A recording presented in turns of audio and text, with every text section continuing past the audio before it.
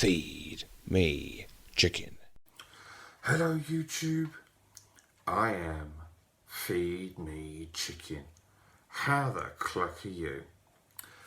Right, well, this is a December 2020 pickup video, and I'm pretty much, what, 2 months late, depending on when this gets released. The question you may ask is, why so late? Well, one of the main reasons is I didn't have a video capture device. Now, if you're familiar with my videos, I don't really spend much time in front of the camera because obviously the footage that I like to show is from the games I've bought, and I really want the games to speak for themselves. Although I really do believe that if a game's got a good introduction, then that game speaks for itself. I'm a great believer of that. But I now have a new capture device, and so I thought I'd start this video by showing you guys what I bought. So for £20.99 I got this USB digital video adapter. So let me show you what I got inside.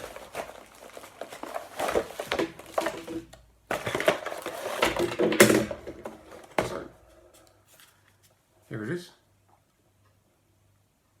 So you got your red, white and yellow leads that go into there. You've got your USB port just there, straight into the computer, and lucky for me it is able to record with the program that I've got already on my laptop, which I think is NCH.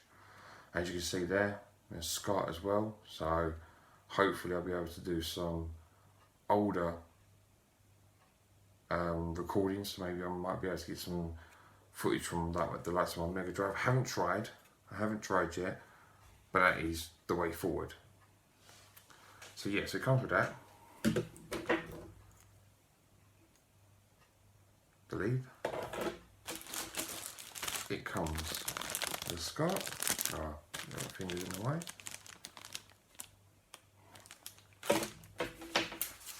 Obviously, booklet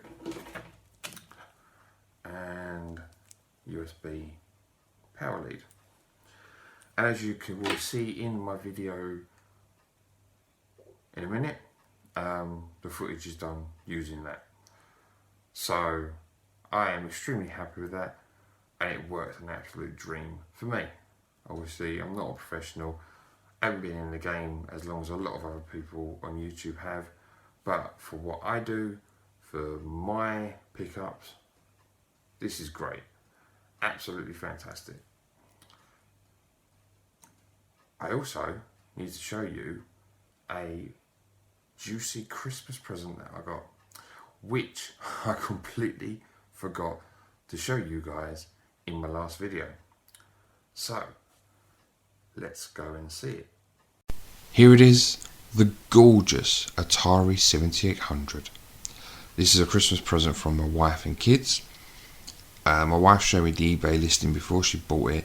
It was listed as faulty, and that was because the seller didn't have an aerial cable. Got it once it was here, set it up, solid green light, fine. I can now have a Atari 7800 library and the Atari 2600 library because the 7800 is backwards compatible. Although, as you can see, it does have the weirdest plug going. Never had one like that. I did have a 2600, but the battery pack died.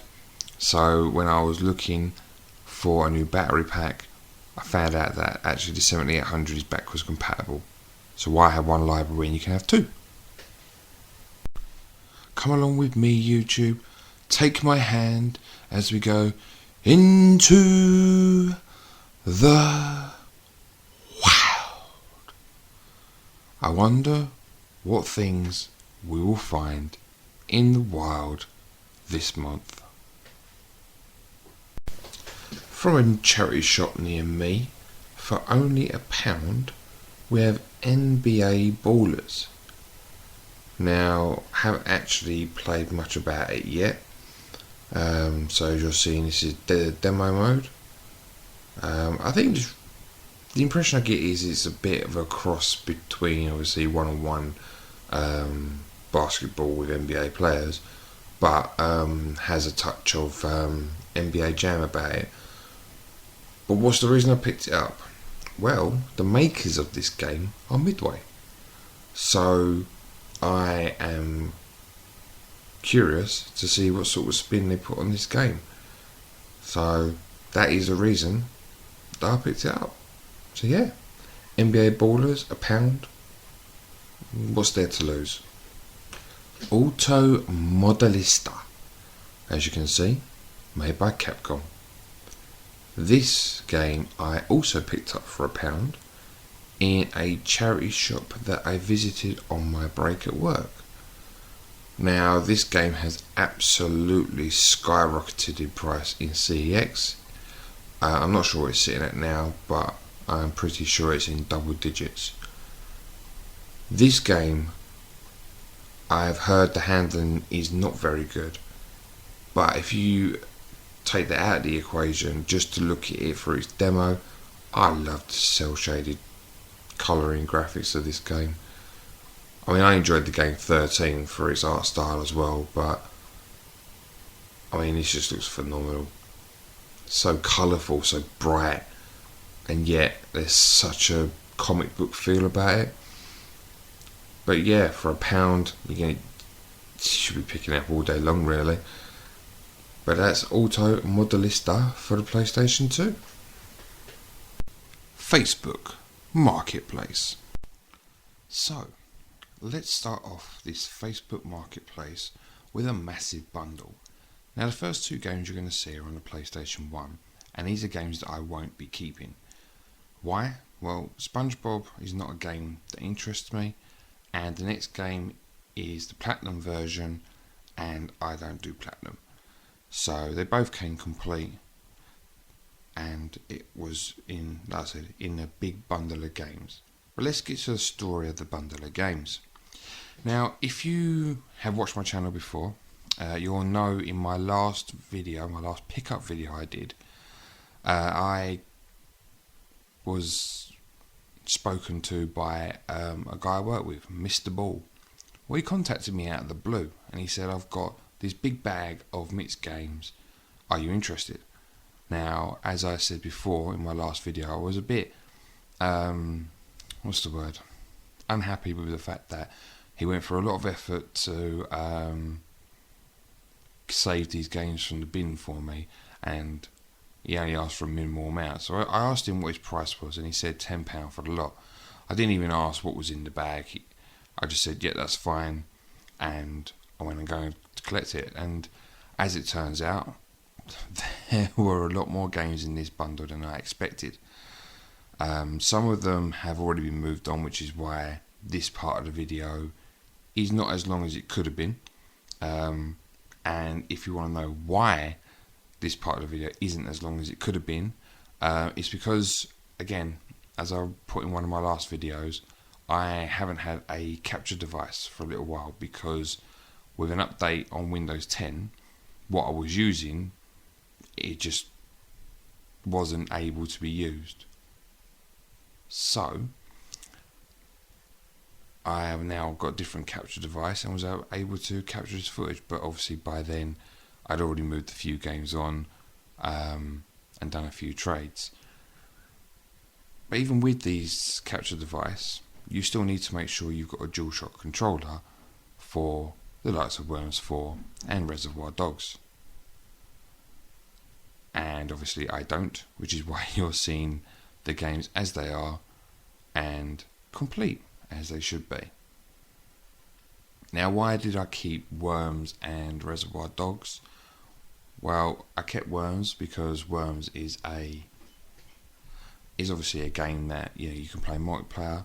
It's an enjoyable game, and people rave about it. I'm not really got into it. Reservoir Dogs, it's free, pretty much, because like I said, I only paid a tenner for what must have been about 20 plus games in this bundle.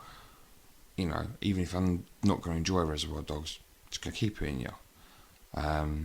The Rabbids games that you just saw now, I had on the PlayStation 2, but I replaced the PlayStation 2 version with the Wii version, which is the one you just saw. Why would I do that? Well, I do see the Wii like everyone else does. It's a party console. Yes, it has a few serious games, but it is ultimately a party console. So I just think it would play better. So why have two versions? I don't really see the point. So I moved the PlayStation 2 one on. Space Invaders. The reason I kept this one is because it's got the, as you can see, the old school version of Space Invaders on it, and I can't help it.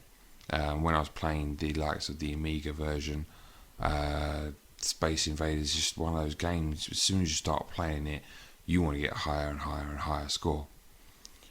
ESPN International Track and Field on the PlayStation 2.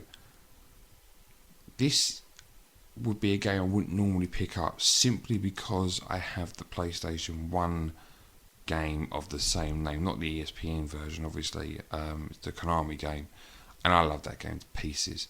The second version of International Track and Field, which I do actually think was ESPN's second version anyway, I didn't enjoy. I haven't played this version, came in the bundle, why not keep it and give it a go?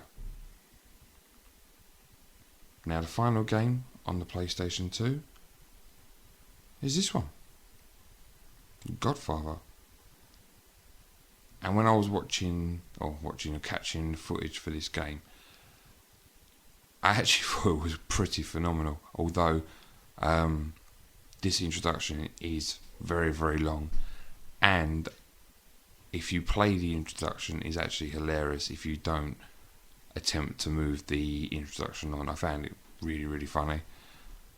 But here it is. You know, I think this cinematic is brilliant for the PlayStation 2.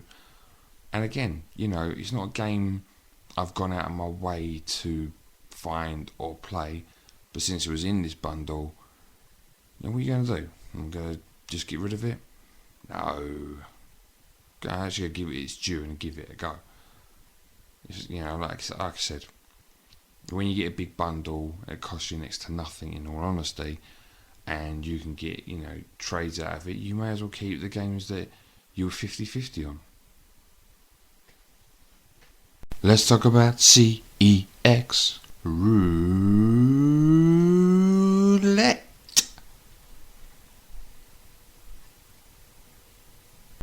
Through the use of a voucher, we have Gangster Town, bought from CEX, £6, £1.95 to post it, and look at the condition, it's amazing. So I'm a winner. This is a 2-player light gun game, and I can't wait to play it. Music Magpie roulette.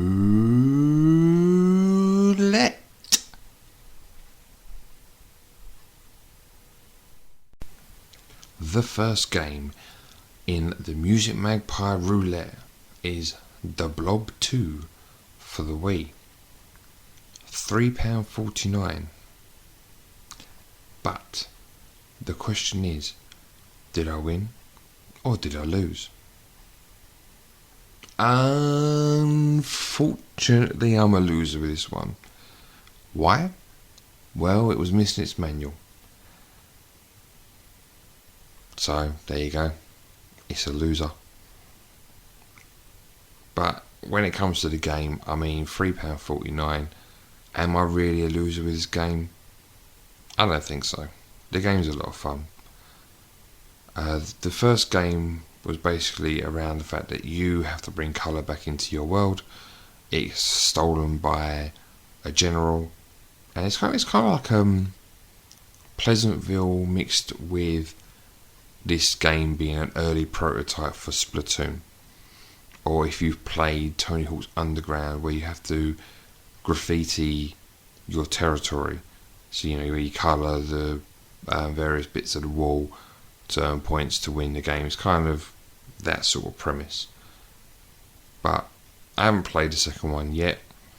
The first one was a bit of fun. I do expect this one to be much the same.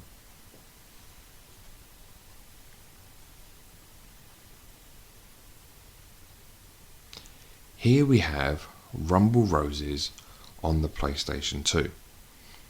Now this game, I'm going to just spoil it right now. A winner all day long. Why?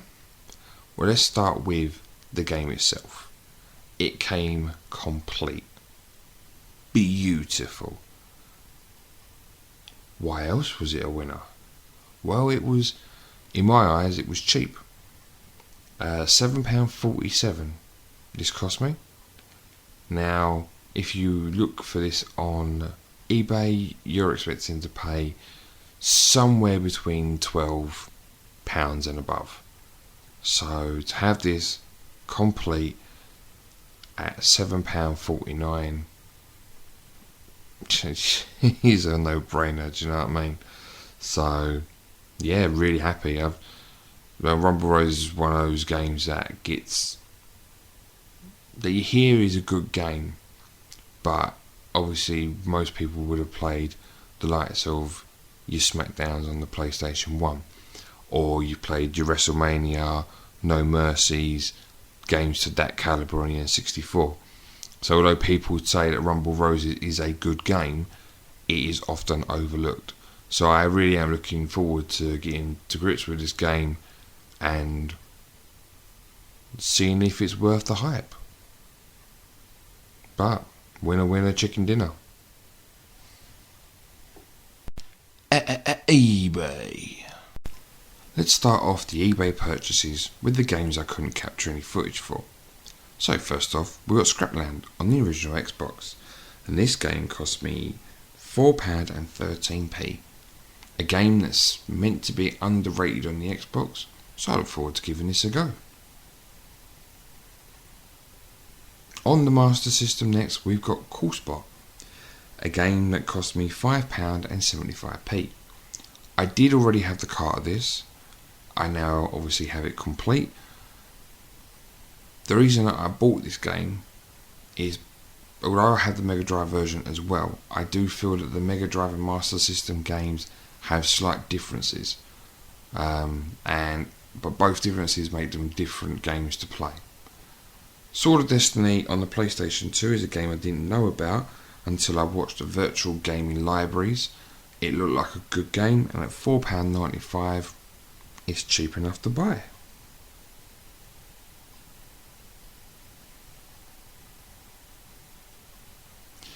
Here we have a game called Sink or Swim. Now, anyone who's watched my videos before knows that I got a bunch of free Amiga magazines, and this was one of those games that appeared in it. For £10, this was actually a bargain, because you search for this one, it's like £20 and above. So happy days. Here we have Bunjinjai Swordmaster for the PlayStation 2. Yes, I know I completely butchered that name. Now obviously I got footage for this one because it doesn't require a dual shock controller, which for some reason I don't have. And what I thought was really unique while I was capturing this footage is that the introduction itself mixes obviously this cinematic beginning and then merges straight into you actually playing the introduction, which then serves as you learning the ropes of the game, which I actually thought was pretty genius, to be honest with you.